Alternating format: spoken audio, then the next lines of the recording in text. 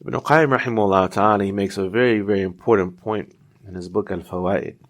And he says that there are ignorant people, yantasibun al-ilm, who ascribe themselves to knowledge, who think that the affair is just arbitrary, that there is no cause for guidance or misguidance, that Allah just guides whom He wills and misguides whom He wills, and that a person may be upon righteousness and will have done nothing to justify being misguided, and will go from being from the people of paradise to the people of the hellfire. He said in the text of the Quran and the Sunnah show us the opposite of that. As we've mentioned many times before, that the cause of guidance and misguidance is al-iqbal or al-i'rad, and a person's focus and interest upon the truth, or their disinterest and aversion and turning away from the truth. So if a person is sincere and genuine and so on and so forth, then Allah subhanahu wa ta'ala, if they have rusukh, if they are deeply rooted in sincerity and so on and so forth, Allah subhanahu wa ta'ala will not forsake that person.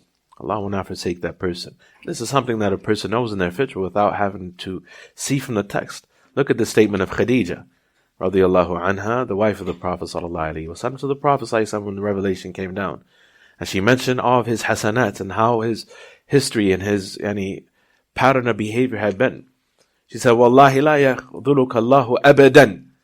She swore by Allah that Allah would never forsake the Prophet sallallahu alaihi wasallam. He's not the type of person that Allah will forsake. So it shouldn't be misunderstood from this narration that Allah subhanahu wa ta'ala wrongs anybody, or Allah oppresses anybody, or that a person who is genuine and sincere, that they for no reason would just be misguided. But there is always a reason. There is always a reason that is connected to some dasisa, some corruption within them. But at the same time, every person yatahim nafsa.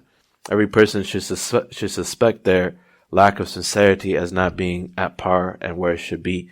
Should always fear nifaq and hypocrisy and being disingenuous and that sort of thing for their self, and fear disbelief for their own self.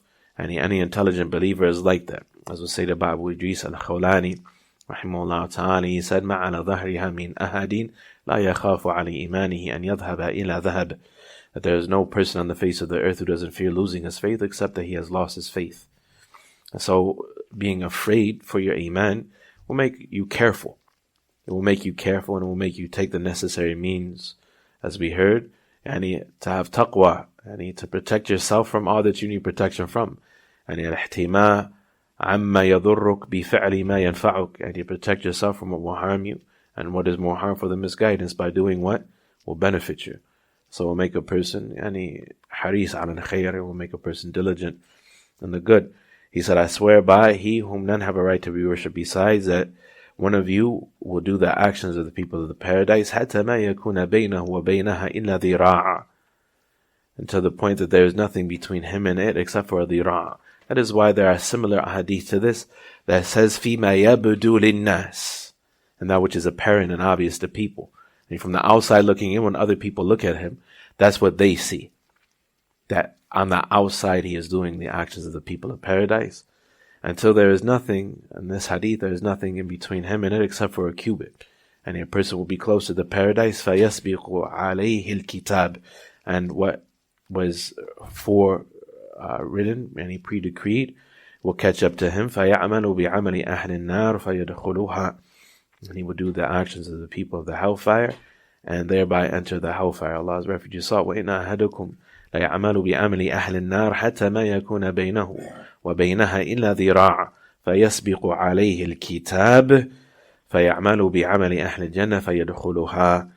And one of you may do the actions of the people of the hellfire until there is only a cubit, an arm's length between he and the hellfire, and then what has been written beforehand catches up to him, and he does the actions of the people of the paradise, and he enters the paradise until he enters the paradise. And so this is the reality of the affair.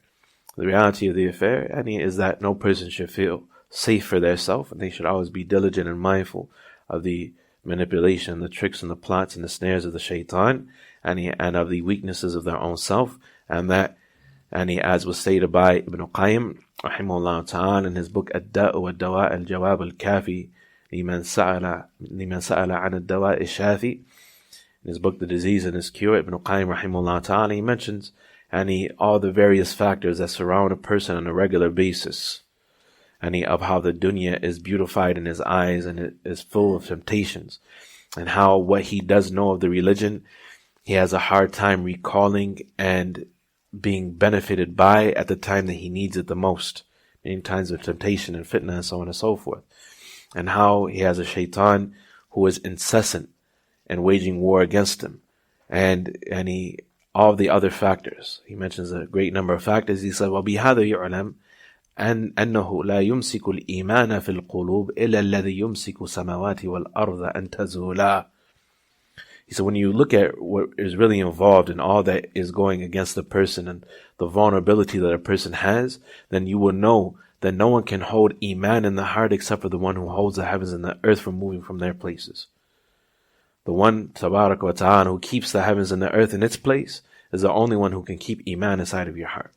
Is the only one who can keep Iman inside of your heart. So a person, the greatest means that they have is the tawakkul ala Allah ma'al akhdhi bil asbab. They put their trust upon Allah while taking the necessary means to protect themselves